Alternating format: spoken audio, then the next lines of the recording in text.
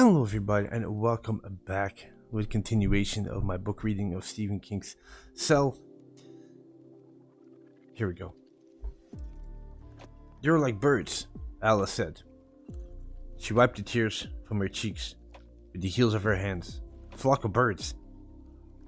Clee saw what she meant at once and gave her an impulsive hug.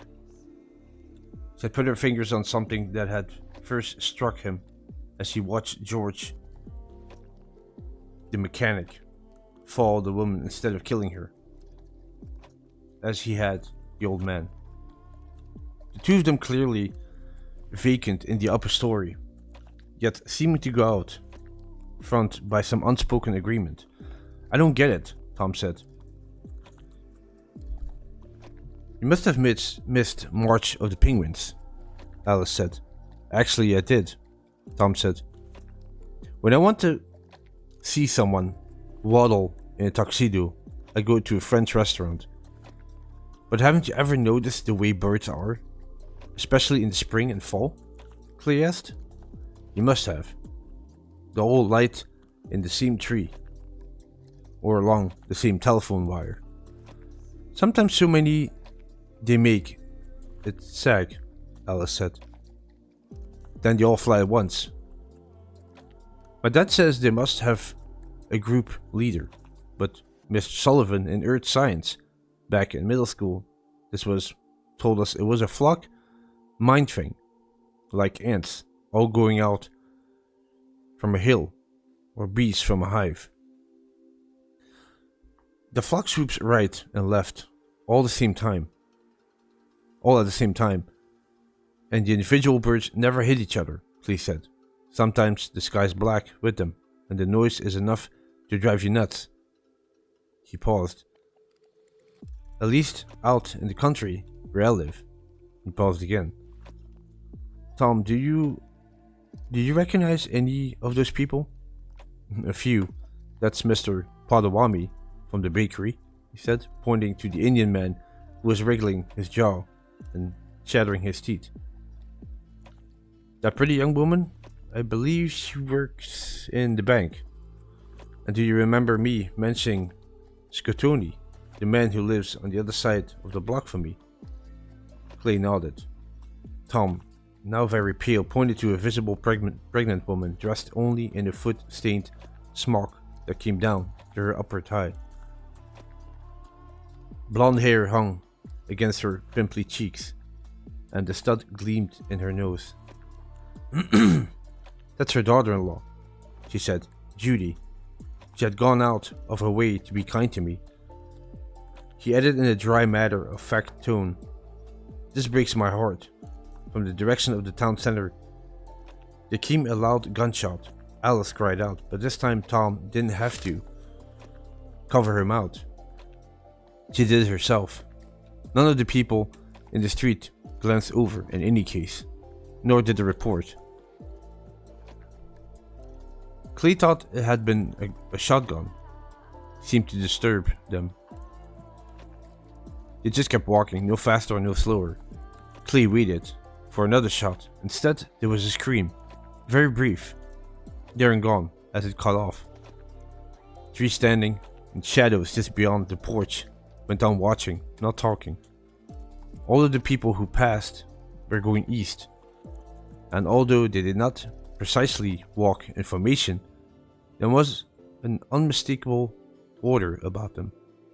For Clay, it was the best expression, not in his view, of the phone crazy themselves, who often limped and sometimes shambled, who gibbered and made odd gestures, but in the silent, ordered passage of their shadows on the pavement. They made him think of World War II newsreel footage he's seen, where wave after wave of bombers flew over the sky, across the sky. He counted 250 before giving up. Men, women, teenagers, quite a few children Johnny's age too. Far more than old people, although he saw only a few kids younger than 10. He didn't like to think of what must have happened to the little guys and gals who had no one to take care of them when the pulse occurred. On the little guys and gals who've been in the care of people with cell phones. As for the vacant-eyed children he could see, Clee wondered how many now passing before him had pestered their parents for cell phones with special ringtones last year as Johnny had. One mind, Tom said presently. Do you really believe that? I sort of do, Alice said, because, like, what mind do they have on their own? She's right, Clay said. The migration. Once you've seen it that way, it was hard to think of it as anything else. Didn't stop. Even after half an hour, 3 men would pass walking abreast. One in a bowling shirt, one in the remains of his suit, and one with his lower face mostly obliterated in a cake of dried gore. And then 2 men and a woman walking in a half-assed Congo line. Then the middle-aged woman who looked like a librarian, if you ignored one bare breast wagging in the wind. That was. Walking in tandem with a half-grown, gawky girl who might have been a library aide. There would be a pause, and then a dozen more would come, seeming almost to form a kind of hollow square, like a fighting unit from Napoleon's Wars. In the distance, Clee began to hear warlike sounds, a sporadic rattle of rifle or pistol fire, and once and close, maybe from neighboring Medford or right here in Malden, the long ripping roar of a large caliber automatic weapon. Also more screams. More distant, but Clee was pretty sure that was what they were.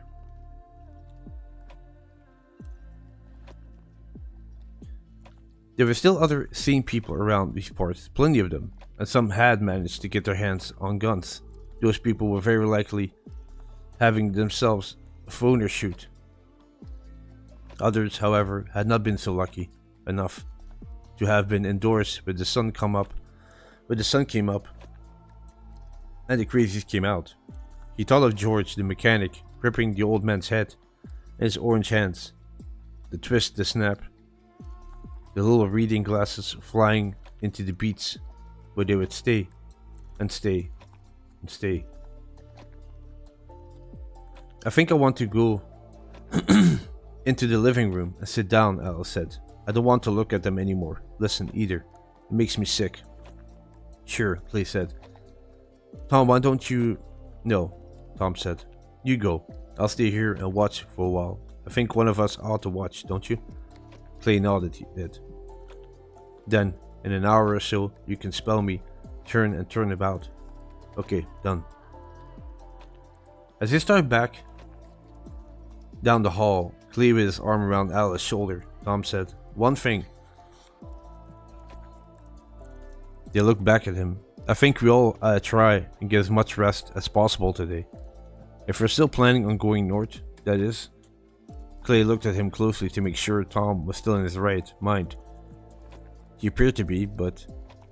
Have you been seeing what's going on out there?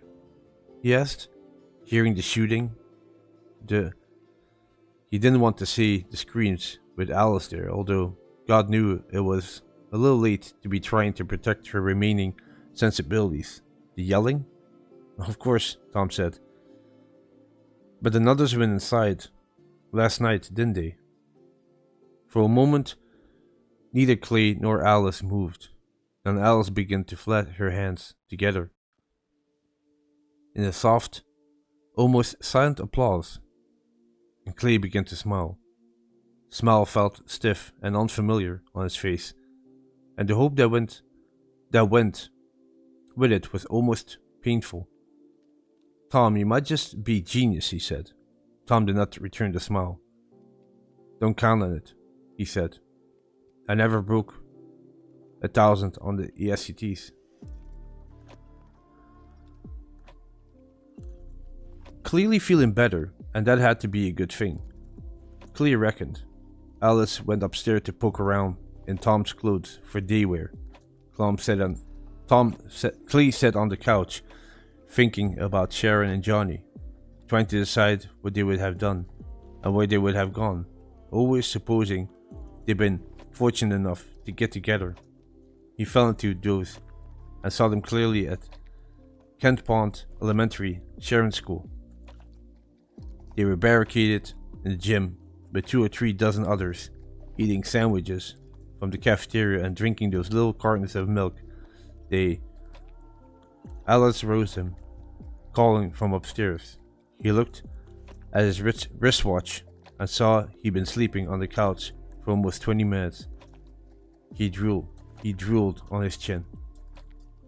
And with this, I'm going to stop it here for this continuation of my book reading. Hope you enjoyed it. Thank you very much for listening, and I'll catch you in the next one.